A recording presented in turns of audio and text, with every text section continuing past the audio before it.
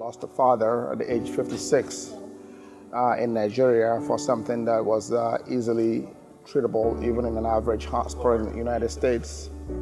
And I eventually evaluated opportunities in Nigeria to realize that a lot more people are dying for far less than what killed my father. And this was my attempt to at least try to see if we can improve the standard of care in this country. And hopefully in the future that nobody else will die like my dad did.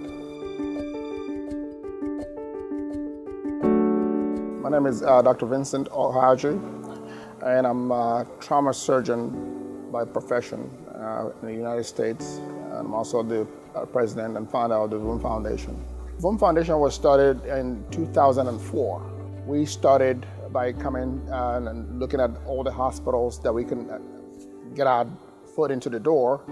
It was very difficult for me to imagine that a country of over 190 million at the time did not have a single center where open heart surgery was being conducted in a consecutive manner. And so our job at that time changed.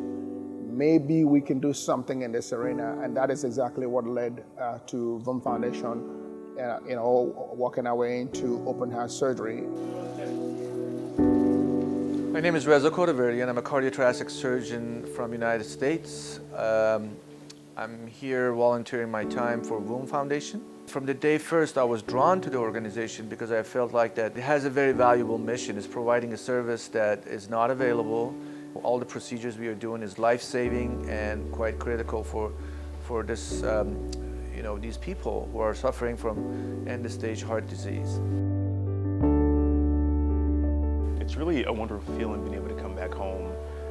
I've always known that I was going to come back to do something of this sort, and being able to do that now that I'm kind of done with my training is great. And it's also great that people who aren't even from here are able to come back as well with their various skills as nurses, as surgeons, as circulators, as anesthesiologists, and give to my homeland as well.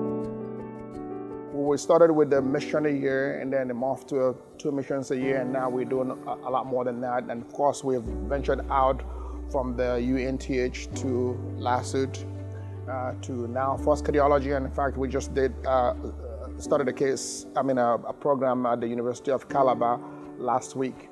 And so it means we're doing really 2 or 3 medical missions a year, and that is like scratching the surface of the need for sustainable cardiac surgery in Nigeria.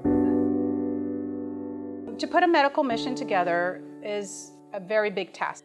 You have to get commitments from volunteers. I am a development professional, basically. I've raised money for foundations all my life. I took my first trip to Nigeria, and I saw how different things were here than what we have there.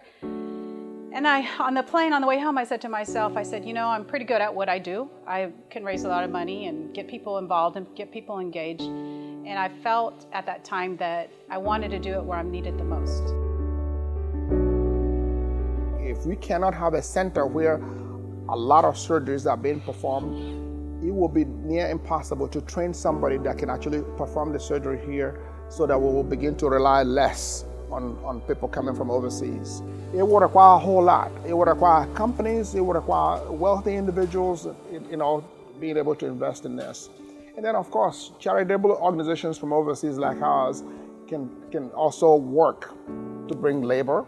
There's a huge amount of work which goes in behind. It's very much not turning up, doing the cases and leaving. But a lot of energy, time and money does go into this, and it can only actually continue because of the donations which are generously given by so many people. My ultimate goal obviously would be to move back to Nigeria. I don't hope to die in the United States, I love what I do, but I think I will be a lot more helpful by being in the United States and being connected. And I say that only because, just imagine, for instance, if I decided to move back to Nigeria right now, you know how challenging it will be to start a mature trauma system. We do not have 911 system. We don't have good roads to be able to bring a patient from point of injury to where they're going to be well cared for. People don't respect the ambulances, so traffic is going to be an issue. And then even when they come into the hospital, there is no system in place, even within the institution, to where an injured patient that shows up can be cared for people in different disciplines without you having to find a neurosurgeon, go find a cardiac surgeon. I mean, if you're injured and you showed up in the hospital in the United States, you don't have to look for all those things. The system is already in place for you. There is a very big problem here as far as those who have access, the haves, and those who do not have access, the have-nots.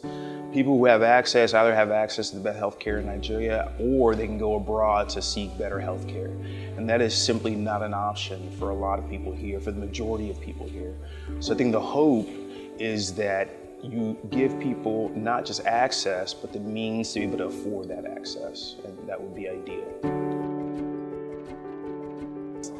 I would love to see a day when there is no need for medical missions to happen. For me, that would be success.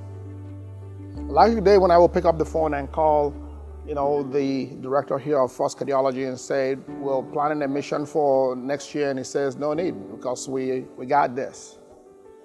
That to me is the day that I'm looking forward to, and I'm not sure when that's going to happen, given the enormity of the problems that we have today.